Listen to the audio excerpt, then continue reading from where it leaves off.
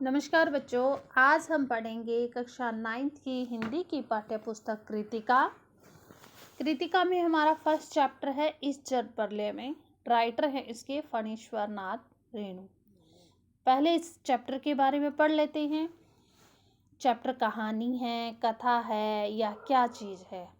ये चैप्टर हमारा है रिपोर्टाज। रिपोर्टाज जिसका मतलब क्या होता है कि एक रिपोर्ट तैयार करना। जैसे हम कहीं कह दें कि वहाँ बम ब्लास्ट हुआ है, इतने व्यक्ति मारे गए हैं, इतने घायल हो गए हैं, वहाँ ये स्थितियाँ आई है, ये परिस्थितियाँ हो गई है, उसी को हम रिपोर्टाज कहते हैं। कहने का मतलब पॉइंट टू पॉइंट बात को रखना अपना, वो रिपोर्टाज में आता है। ये जो चैप्टर है इसमें बाढ़ का सजीव वर्णन किया गया है। गांव की घटना है जहां हर साल कोसी, पनार, गंगा, महानंदा की बाढ़ से हजारों लोग त्रस्त हो जाते हैं। ये जो नदियां हैं इनमें इतना ज़्यादा पानी आ जाता है कि बाढ़ का रूप ग्रहण कर लेता है और लोग त्रास्त बिल्कुल ही ख़त्म होने की स्थिति में आ जाते हैं, त्राही त्राही करते हुए घूमते हैं। भीड़ व बंजर भूमि पर जानवरों की इतनी भयानक स्थिति हो जाती है कि उसको देखकर लग जाता है कि ये लोग पनाह लेने के लिए आ गए हैं।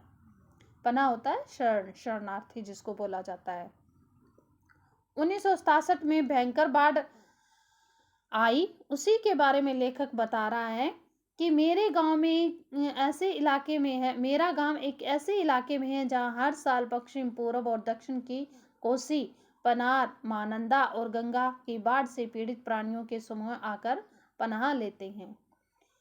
सावन भादों में ट्रेन की खिड़कियों से विशाल और सपाट परती जो जमीन में जोती बोई न जाती हो, पर गाय, बैल, भैंस, बकरियां हजारों के झुंड मुंड देखकर लगता है लोग बाढ़ की विभीषिका का अंदाजा लगाते हैं। विभीषिका होती है भयंकरता, भयानक रूप ले लेना।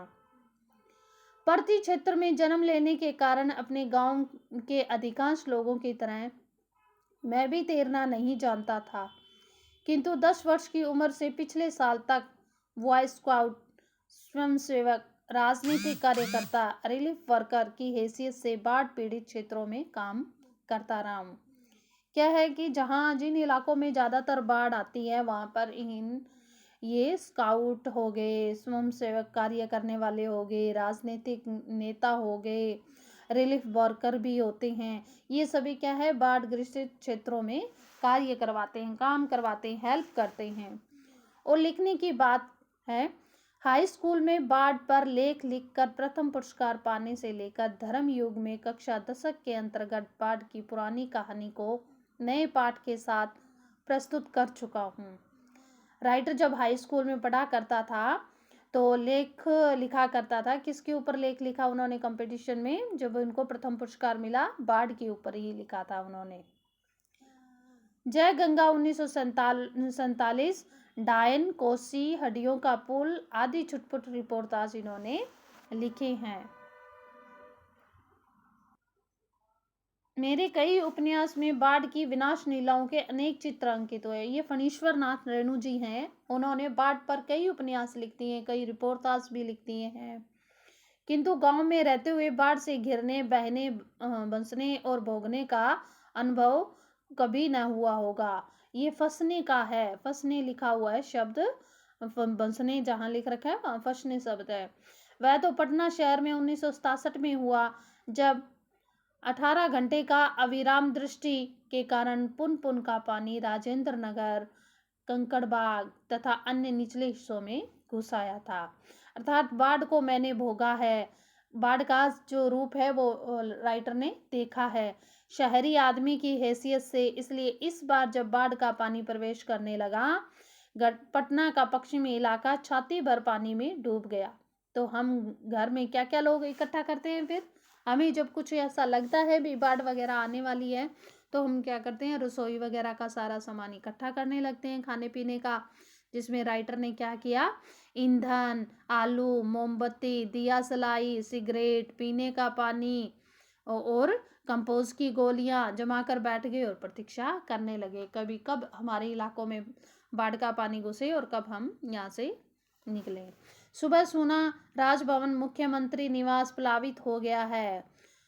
प्लावित हो गया है, जिस पर बाढ़ का पानी चढ़ आया हो। प्लावित होना यानी डूब जाना। दोपहर में सूचना मिली, गोलघर जल से घिर गया है। यूं सूचना बांग्ला के इस वाक्य से मिली थी, जानो गोलघर डूबे गेछे। ये बांग्ला भाषा में लिखा हुआ है। और 5 बजे जब कॉफी हाउस जाने के लिए तब शहर का हाल मालूम करने निकला, तो रिक्शे वाले ने हंसकर कहा, अब कहाँ जाइएगा, कॉफी हाउस में तो अबले पानी आ गया होगा। अबले यानी बहुत ऊंचा पानी आ गया होगा। चलो, पानी कैसे घुस गया वही देखना है, राइटर बोला। कहकर हम रिक्शा पर बैठ गए। साथ में नई कविता के एक विशेषज्ञ और व्याख्याता आचार्य कवि मित्र थे, जो मेरी अनवरत क्या होता है, निरंतर, लगातार, अनपढ़ गद्य स्वगतियों से कभी बोर नहीं होते थे। सब गौतिक क्या होता है कि अपने आप का कुछ बोलना। कहते हैं कि मेरी जो बातें थी, जो मैं बातें कहता था, उसमें मैं अपने आप कुछ ना कुछ बोलता रहता था, लेकिन वो उसमें क्या है, बोर नहीं होते थे। Motor, scooter, tractor, motorcycle, truck, टमटम, टमटम जैसे रिक्शा टाइप होती है, साइकिल, रिक्शा पर और पैदल लोग पानी देखने जा रहे थे। लोग पानी देखकर लौट रहे थे, वापिस आ रहे थे। देखने वालों की आंखों में, जुबान पर एक ही जिज्ञासा थी। जिज्ञासा यानी जानने की इच्छा होना कि पानी कहाँ तक आ गया। देखकर लौटते हुए लोगों की बातचीत फ्रेजर रोड पर आ गया। लेखक ने लोगों से सुना भी पानी कहाँ तक आ गया, तो लोगों ने बताया फ्रेजर रोड तक आ गया। पार कर गया, बोले, कहते हैं इस फ्रेजर रोड को भी पार कर गया। तो वो बोले, Shri Krishnapuri, Pataliputra colony, boring road, industrial area का कहीं भी पता ही नहीं चल रहा। आप भट्टाचार्जी रोड पर पानी आ गया। कहते हैं कि इतना पानी हो गया है कि पता ही नहीं चल रहा कि कृष्णपुरी कहाँ है, पाटलिपुत्र कहाँ है और बोरिंग रोड कहाँ है। छाती भर पानी है। कहते हैं कि इतना इतना है कि व्यक्ति की छाती तक पानी आ जाए। विमेंस कॉलेज यानी लड़कियों का जो कॉलेज है, वो भी डुबाव पानी है, उसमें भी पानी बहुत आ गया है, घुस गया है, डूब गया है, डूब गया है, बह गया है। कहते हैं इतना पानी आ गया है कि डूब गया और बहने लग गया है। जब हम कॉफी हाउस के पास पहुंचे, कॉफी हाउस बंद कर दिया गया था। सड़क के किनारे पर एक मोटी डोरी की शक्ल से गेरुआ जाग फैन में उलझा पानी तेजी से सरकता आ रहा था। जब पानी का बहाव तेज होता है,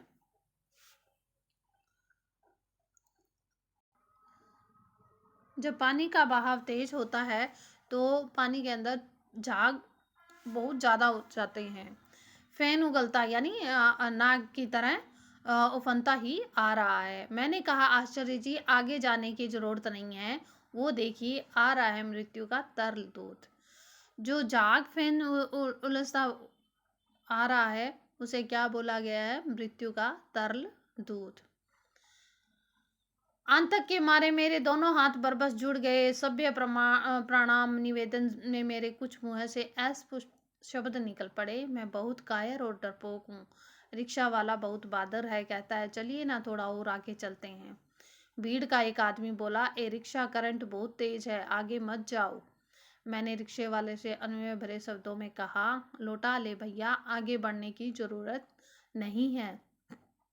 रिक्शा मोड़कर हम अप्सरा सिनेमा हॉल, सिनेमा शो बंद के बगल से गांधी मैदान की ओर चले गए। क्योंकि वहाँ सारी चीज़ें बंद थी, तो इसलिए उन्होंने रास्ता बदल लिया। पैलेस होटल और इंडियन एयरलाइंस दफ्तर के सामने पानी भर गया। पानी की तेज धार पर लाल हरे नियन विज्ञापनों की परछाइयां सैकड़ों रंगीन सांपों की दृष्टि कर रही थी। गांधी मैदान की रेलिंग के सहारे हजारों लोग खड़े देख रहे थे। दशहरा के दिन रामलीला के मैदान में राम के रथ की प्रतीक्षा लोग कर रहे थे। उससे कम ही नहीं, गांधी मैदान के आनंद उत्सव, सभा, सम्मेलन और खेल कूद की सारी स्मृतियों पे धीरे धीरे आवरण छा गया था। गहरी होती है गेरुए रंग की। ठीक है, आपका यहाँ तक चैप्टर करवा दिया है। नेक्स्ट आगे जब हमारी टर्न होगी तब करवाएंगे। धन्यवाद।